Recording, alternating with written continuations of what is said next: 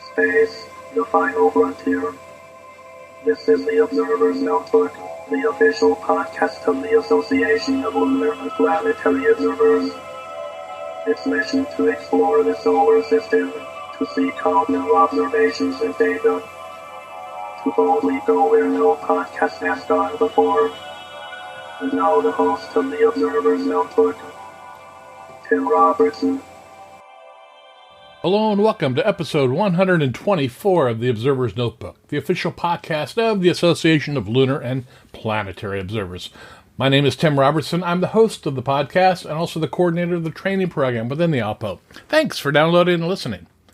The ALPO collects and analyzes observations of various solar system bodies and associated phenomenon, and publishes detailed reports concerning these bodies in its quarterly publication, the Journal of the Association of Lunar and Planetary Observers.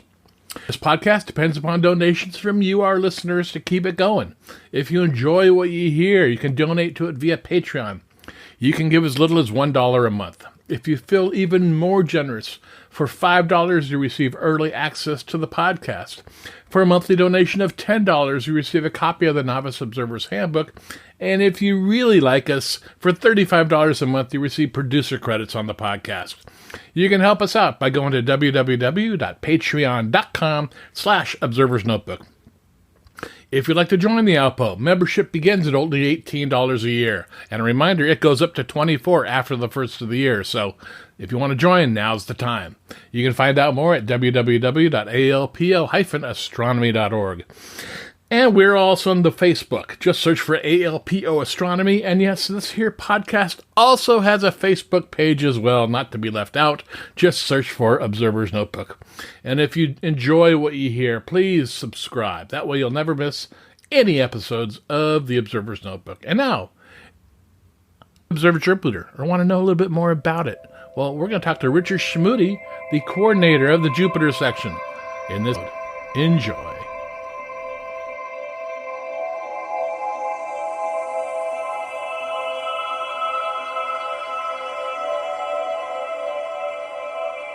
All right, I'd like to welcome everybody back to this edition of the Observer's Notebook podcast. Today we have a special guest, Richard Schmude, the assistant coordinator of the Jupiter section of the ALPO. Welcome to the podcast. Thank you. Yeah, now Richard, before we get into it, why don't you just give everybody a little bit of background about yourself? Okay, well, I received a PhD degree in chemistry back in 1994 from Texas A&M. However, I've always had an interest in astronomy, and I had published a few papers back then, and I came to Gordon State College. They hired me as a professor of chemistry, and that is my title. Actually, I was assistant professor of chemistry, and I worked myself up to full professor. And I've taught over the years chemistry and astronomy. They found out I had publications in astronomy, and so they let me teach the introductory astronomy classes as well. And so I basically teach chemistry, astronomy with labs, and also something called integrated science, which is basically just a little bit of chemistry and physics. It's a hands-on class for early childhood education majors. Oh, very nice, very nice. Now, how did you get involved with the ALPO? It was back in 1981, and I would go over to the library at Texas A&M, and I would eagerly look for Sky and Telescope magazine, and I think astronomy. And I came upon an article, I think it was written by Jeff Beesh, the assistant Mars coordinator. And one thing led to another, and I joined the ALPO, and I'm pretty sure it was in the summer of 1981, which is 40 years ago. My goodness. This summer. Huh. Now, what type of observing equipment do you have? Okay, I have telescopes, and I have what is called a photoelectric photometer. Basically, that is a very accurate light meter, and I've got different filters. So, for example, I can measure the brightness of Mars or Jupiter in green light and in blue light, and that gives me an idea of their colors. And, of course, of all the planets that I've studied, all but Pluto, Mars is the reddest. Mm-hmm. And Jupiter is sort of in the middle there. Okay. All right. It's got a little red spot, right? Is that what you're talking about? Jupiter, well, it's just sort of, Jupiter has a similar color to our sun. Oh, okay. And Saturn is actually a little redder than Jupiter. In fact, Saturn may be the second reddest planet. And anyway, it's interesting how, I mean, you can measure the colors with a photometer. And I've been doing photometry of Jupiter. Well, my first measurement was in 1991 or 92. And I've been doing it pretty consistently since then. I think I had a few lean years in the 1990s, but certainly since 1999, I've been measuring the brightness of Jupiter, I think every year. Fascinating. Well, the reason we're here today is to talk about Jupiter, but on, I believe, August 19th this year, 2021, it reaches opposition, which puts it in the evening sky for pretty much everybody. So what can you tell us about this opposition and the Jupiter section? Okay, well, first off, Jupiter will reach opposition mid-month. Bear in mind, it's still in the southern part of the sky. So unfortunately for us northern folks, people living in the northern hemisphere, Jupiter may not get up quite as early as we would like it to. And bear in mind, we do have long days, so it doesn't really get dark probably until 9 to 9:30, I'm guessing, for people living in, say, Los Angeles. And if you go up to, say, Minneapolis, it may not get dark until close to 10 because they're even further north. Yeah, and so it's going to be a little bit latitude dependent. The people in the southern latitudes, going from San Diego, Dallas, Texas, Atlanta, are going to see Jupiter a little earlier than, say, somebody living in Minneapolis or Detroit. Okay. And it's going to be a pretty good opposition. One of the very interesting things is that the North Equatorial Belt, one of the two main belts, is very thin. And so you want to get a chance to take a look at that. That is going to be interesting. Now, why is it thin? Well, it's probably has to do with the cloud dynamics on Jupiter. Okay. Again, I'm not sure anyone knows for sure. But my guess is you've got clouds, perhaps high altitude clouds, that are blocking the darker, lower altitude cloud belt. That's a possibility. I can't say that's happening. But what's exciting is we have the technology now to gain insights on that, with the CCD camera or digital camera, along with the appropriate software. One can actually measure the brightness of individual features on Jupiter, not just the whole planet. And Christophe Pellier over in France, I believe he's going to attempt that this year. This summer. Okay. Now, so Jupiter's visible right now in the night sky. Have you started to receive observations already? Oh, yes. I started receiving observations February. And then I started making my own brightness measurements April-ish. Okay. It was probably mid-spring. And I've already got a fair number of I think I've got 10 sets of near-infrared brightness measurements of Jupiter. Okay. So what type of equipment do you suggest for people to use to start out making observations for the Jupiter section? Okay. That's a difficult question because it depends on what the person wants to do. To just get familiar with Jupiter, the belts, the zones, I'd start out with about a 6-inch or 8-inch reflector or Schmidt-Cassegrain telescope. That's what I started out with, and just watched. Jupiter rotates so fast that in just a few minutes you can notice a difference. It's not like Mars that rotates a lot slower. You can see a difference in 10 minutes. Yeah, the planet rotates in about 10 hours, doesn't it? That's right. That's right. And one of the things I did starting out was I would record when a feature was exactly in the center. And I would record the time, and you'd get the time nearest minute. And if you collect enough of these timings over, say, 3 months, you can determine the rotational period of that feature. For example, the Great Red Spot. Mm-hmm. Now, of course, a lot of people today, though, would prefer to jump right into imaging. And what I would suggest they do, they don't need a super big telescope. Even a 4-inch, you can do really good starting up work with a 4-inch telescope and a good CCD or digital camera. And what you can do is take an image, put it on your computer, and you can actually, with the correct software, and there's several software packages, I believe Maxim DL is one of them, but there's several of them.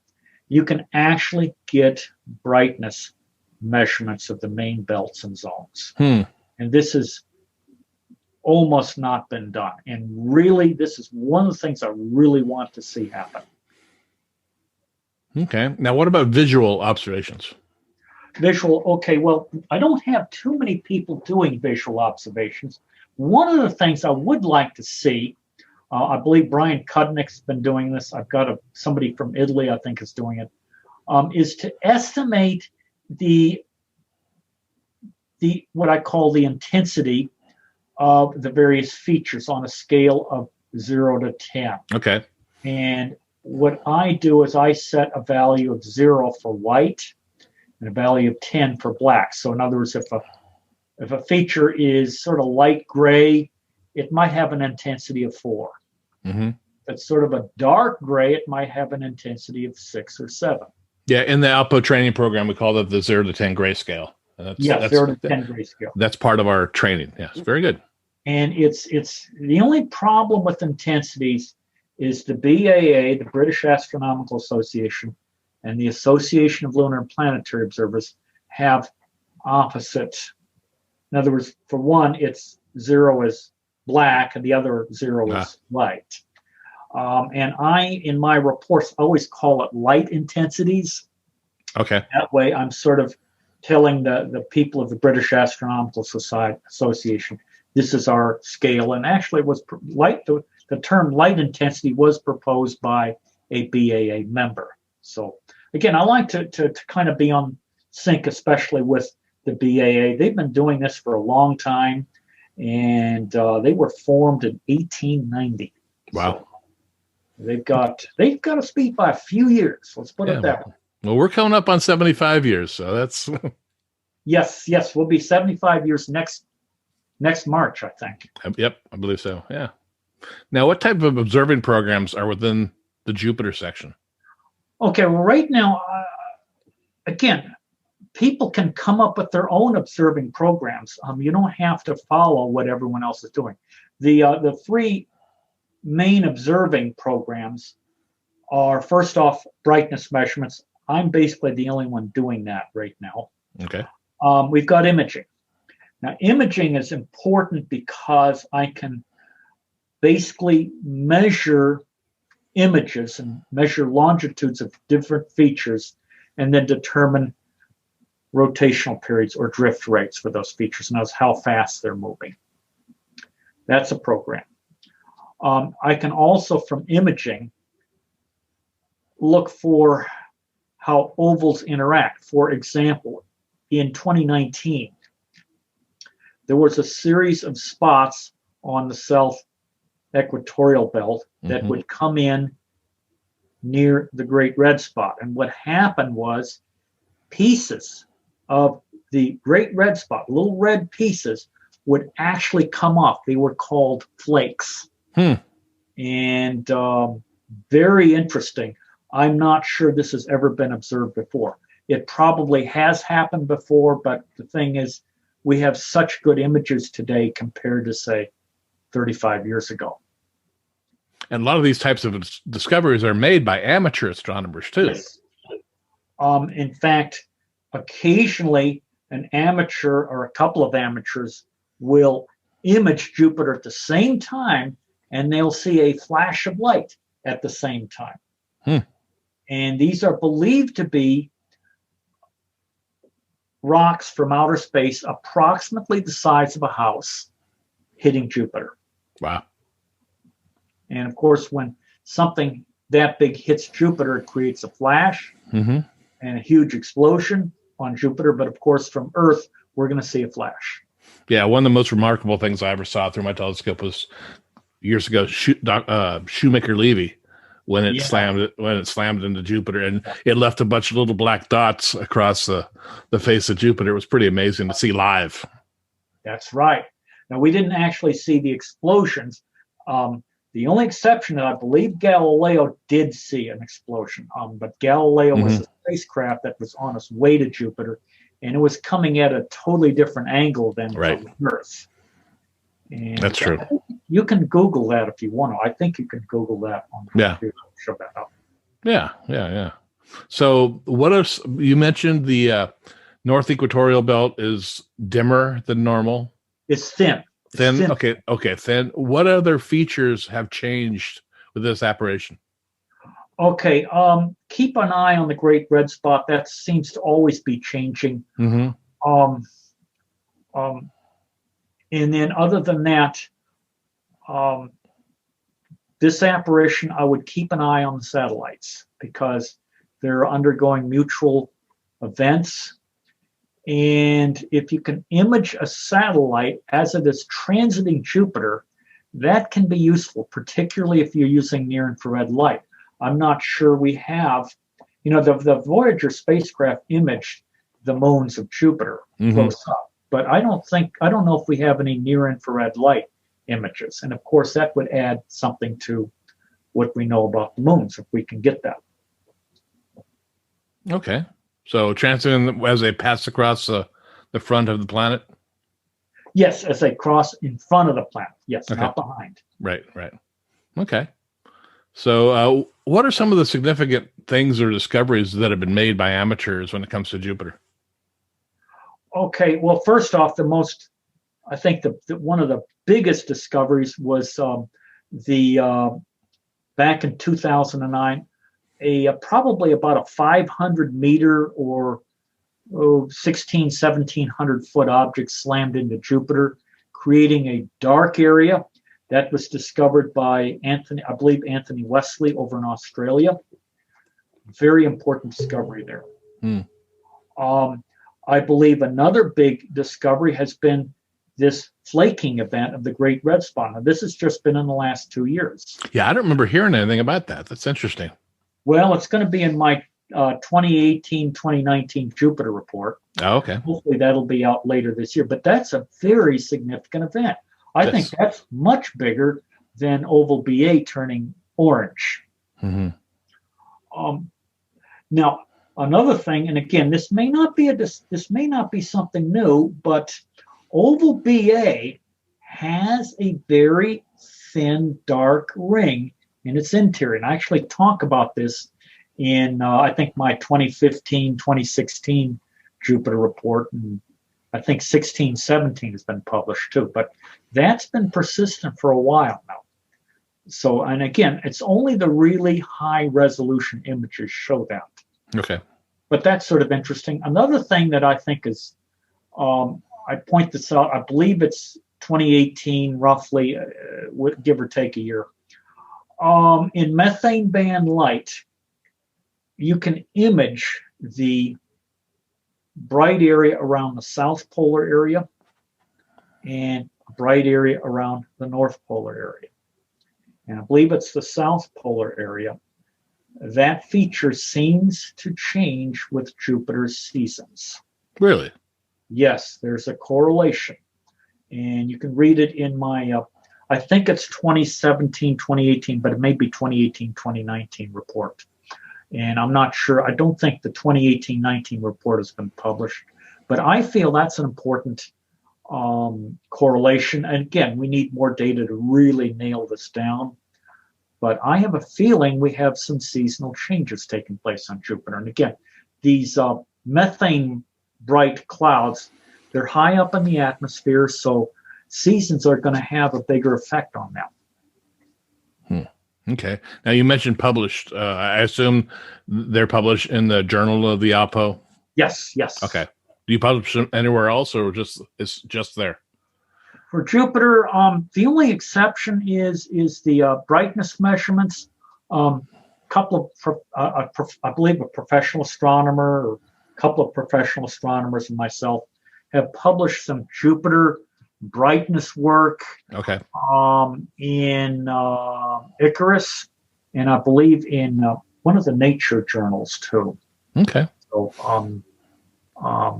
So anyway, but other than that, and of course, very early on, before I became coordinator, I did publish two or three papers in the Journal of the Royal Astronomical Society of Canada back, 1990s. Okay. All right.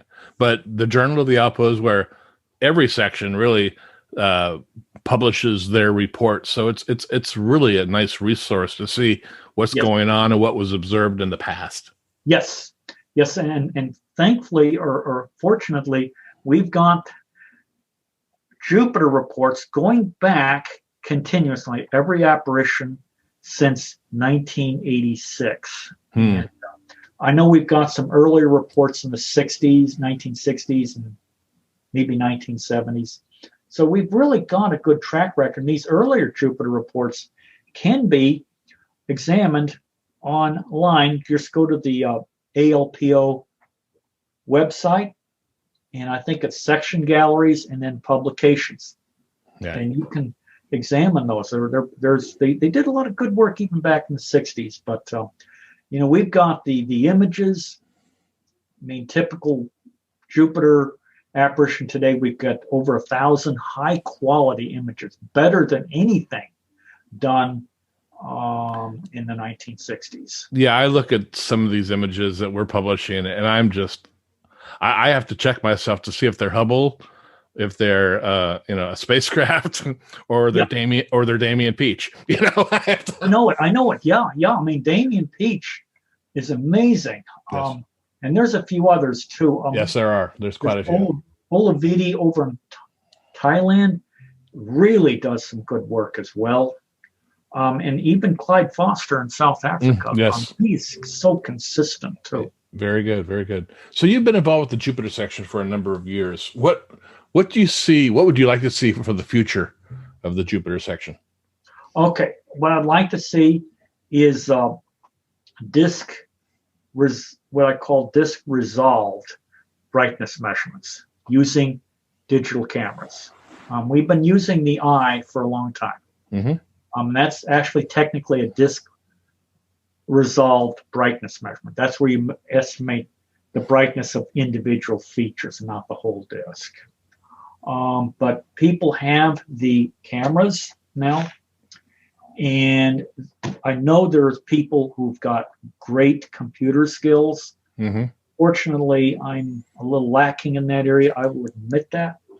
But I know there's great programmers out there, and all we need is to put the two together. Great imaging, even not so great imaging. Mm-hmm. But you put in the software, and you can actually say, okay, the North Equatorial bright belt has a brightness of 0.51, and the equatorial zone has a brightness of 0.57, something like that, and actually get quantitative brightness measurements, with a number, not just, it's gray or light brown. We can actually get a number. And of course, if we use like a green filter and then a blue filter, we can get different numbers for different filters. We can get quantitative color measurements from, of the various features on Jupiter. For example, the great red spot. Is it getting redder? Well, people look at it through the telescope from year to year. Yeah, maybe. Mm-hmm. But it would be nice to have a number. And you can see the trend with the numbers. There you go. And that's what I like to see. Of course, we can also get polarization measurements of Jupiter, and we can get polarization measurements of individual belts. Aduad and Dolphus, who unfortunately just passed away a few years ago, he did this visually for decades, particularly for Mars. He did a lot of great work, and would be nice to see this continued. I mean, he used a visual polarimeter, but of course now it would even be better to use a digital camera polarizing filter and get good polarization data. Yeah. And this is something we can do. Yeah, and there's so much value to observing the planets and Jupiter. I mean, it's relatively easy to image. I've seen images taken with an iPhone just held up to the eyepiece, and they do a little manipulation with some software to bring out some of the details. I mean, it's that simple, but also you have to put in some work on the back end to bring out the quality of the detail. But you know, anyone out there listening to this podcast, you probably have the equipment right now to start. Yes. Observing Jupiter. Of course, if you're one of these information technology people, the computer software shouldn't be a problem. And wow, you've got some great images, and you've got great scientific data that, as far as I know, even the professionals don't have. Yeah, and any observation is valuable. It really is. I mean, even if it's you're looking through your telescope and you see something and you write it down. You don't take an image, and you see something out of the ordinary. You send that into the Jupiter section, and we will, get back to you with it, or find out a little bit more information as well. But what we're doing is science with amateur telescopes, and it's anybody could do it. Anyone listening to this podcast right now can do that and add value and science to our knowledge and understanding of the planets. I agree. Yeah. Now, anything else you'd like to share about the Jupiter section? Yes, we've got roughly 50 people who are contributing to the ALPO section. As far as I know, Jimmy Tommy is uploading images to the website. Mm-hmm. I believe we've already got a bunch of images for the 2021-2022 apparition. So to keep sending the images in, of course, make sure you include an accurate date and time and your name so we can give you credit, and also an email address. That way, if we have questions, we can get back to you as well. Great. And if people are interested in doing visual observing, there's also visual observing forums available where they can sketch what they see on the planet as well. Yeah, I hope those are on the website. Yeah, they are. Yeah, they are. Good. In fact, I need to do a little bit of that myself. Yes, you do. In the evening sky, I'm going to try to do some. I did some last year in the evening, and with the pandemic, I was kind of a little restricted, and I can go outside and go to my backyard. So just keep looking up.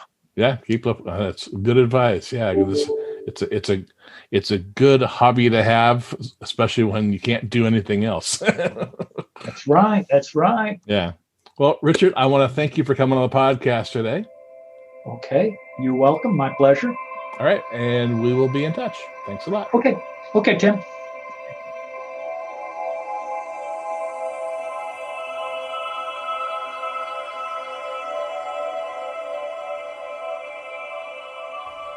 That'll do it for this episode of the Observer's Notebook podcast. I again want to thank Jupiter Section Coordinator Richard Schmude for coming on and giving us a little lowdown on what's going on Jupiter. We upload new episodes of the Observer's Notebook on the 1st and 15th of every month. You can subscribe to us on iTunes. If you do, please rate and review us. Give us a 5-star rating. I really appreciate it. And you can also listen to us on Apple Radio, iHeartRadio, SoundCloud, Spreaker, Google Play, Stitcher, and Amazon Echo. If you like the podcast and you want to support us, you can do it via Patreon by giving up to $35 a month, where you receive 1 year's membership to the ALPO and producer credits on the podcast. With that, I want to thank the producers of this podcast, Steve Siedentop and Michael Moyer, for their continued generous support. The link for Patreon as well as the link for the ALPO is in the show notes. If you'd like to get a hold of me, my email address is commentman@commentman.net or on the Twitter at @ObserversNBPod. Until next time, my hope is you always have clear and steady skies. Thanks for listening.